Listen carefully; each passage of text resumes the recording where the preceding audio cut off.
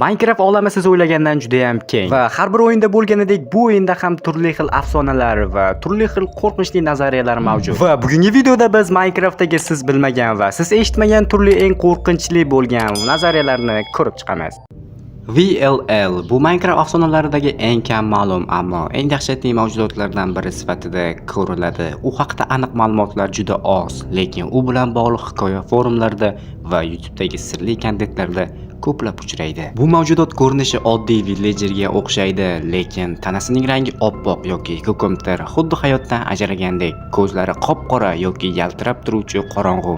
Odatiy villagerning ko'zlari umuman bunday emas. Harakatlari doim sekin, lekin o'yinchini kuzatib turadi. Afsonaga ko'ra, bu mavjudot oddiy qishloq aholisi bo'lgan, lekin u o'z qavmini qutqarish uchun bo'shliqqa ketgan, lekin u qaytib kelganida endi oddiy villager emas edi.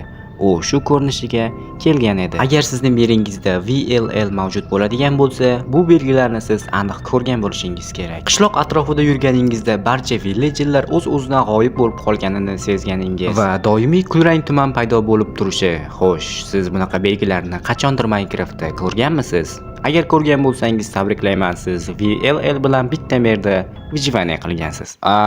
O'zi bu hikoyani kimdir eshityaptimi yoki kimgadir qiziqib bo'lyaptimi? Unda keling biz bir nechta o'yinchilari VLL bilan to'qnash kelgan videolarni sizlarga ko'rsatib beraman. Qani ketik. Birinchi o'yinchimiz uni uchratmadi, lekin shunchaki uning belgilariga duch keldi, lekin u negadir qo'rqib ketgan. Nima uchun qo'rqyapti? Hayronman. Axir afsonaviy mavjudotni uchratish sharafiga muvaffaq bo'lyapti-ku. Agar o'rinda bo'lganimda men uni topib dastxat olgan bo'lardim yoki rasmga tushgan bo'lardim.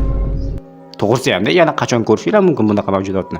Keyingi o'yinchimiz ham VLL ni uchratishga muvaffaq bo'ldi, lekin u biroz noqulay vaziyatda uchratdi. Ya'ni VLL uni o'zi spawn qilib, uni yoniga chaqirdi. O'yinchi doimgidek nima bo'layotganini umuman tushunmayotgandi va juda ham qo'rqib ketgandi va undan "Sen kimsan? Mendan nima xohlaysan?" deb so'radi.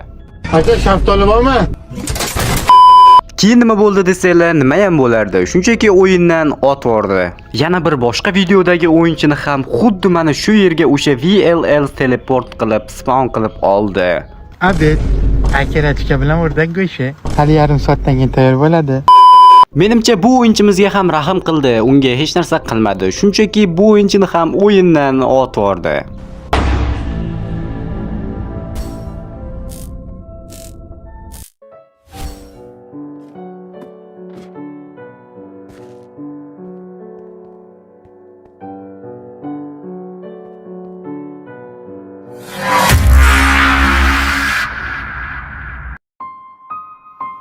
Twisted Steve.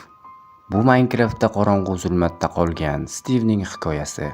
Bu Steve'ning qorong'u va yovuz versiyasi bo'lib, u Minecraftning sirli setlarida yoki buzilgan fayllarda paydo bo'ladi. U oddiy Steve kabi ko'rinadi, lekin muqaddas narsa kabi emas, balki arvohga, jinlarga o'xshash mavjudotga aylangan. Uning ko'zlari ba'zida qip-qizil yoki qop-qora, tanasining bir qismi buzilgan yoki glitch holatda, bloklari siljiydi va titraydi. Ba'zi versiyalarda uning og'zi ochiq va qonli, doimiy kulimsirab turadi. Ba'zi o'yinchilarning aytishi bo'yicha u kulayotgan va yig'layotgan tovushni bir vaqtni o'zida chiqara oladi. Agar siz Minecraftni modlarsiz, shunchaki o'ynayotgan vaqtingizda g'ayritabiiy hodisalar yuz berayotgan bo'lsa, tabriklayman, siz yana bir bor afsonaviy mavjudotni uchratishga muvaffaq bo'ldingiz.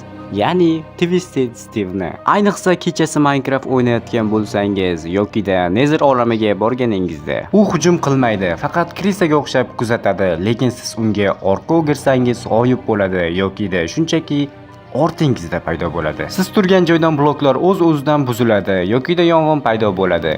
Ekranda esa mana shunday yozuvlar paydo bo'lib, sizni qo'rqitadi. Twisted Steve'ni bir marta ko'rdingizmi, bo'ldi. Siz undan qochib qutula olmaysiz. Hattoki yangi mer ochsangiz ham, u sizni o'sha meringizga o'tib kuzata boshlaydi va inventaringizdagi buyumlar o'z-o'zidan yo'qoladi yoki shunchaki ularning nomi Twisted nomiga o'zgarib qoladi. Afsonaga ko'ra, Twisted Steve bu bir paytlar mavjud bo'lgan haqiqiy o'yinchining ruhidir. U Minecraft o'yinini juda ham yoqtirardi va to'xtovsiz o'ynardi, toki o'zi real hayotda halok bo'lmaguncha. Uning ruhi Minecraft fayllarida qolib ketgan edi. Endi esa boshqa o'yinchilarni dunyolariga chiqib, ularni qo'rqitib kuzatmoqda.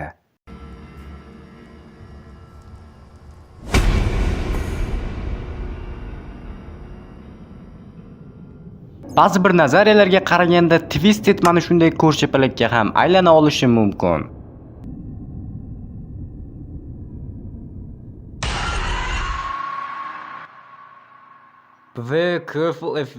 Tarjimasi: agar Twisted Steve bilan uchrashsangiz, juda ham ehtiyot bo'ling.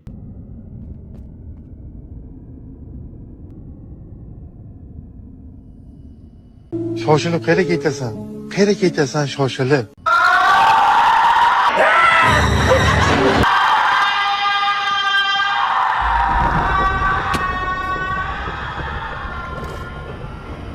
O'yinchi Twisted Steve'dan qochib mana shunday g'ayritabiiy portalga duch keldi va unga kirishga qaror qildi.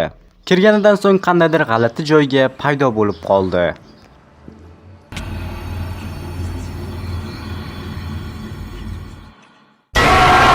Agarda ushbu videoga 200 dan ko'p like yig'iladigan bo'lsa, yana bitta shunga o'xshagan horror video olishga harakat qilaman. O'shancha like'larni bosinglar. Va kommentariyaga siz qanaqa shunga o'xshagan sirli mahluqlarni bilasiz, buni ham yozib qoldiring. Albatta o'qib chiqib javob qaytarishga harakat qilaman. Keyingi videolarda ko'rishguncha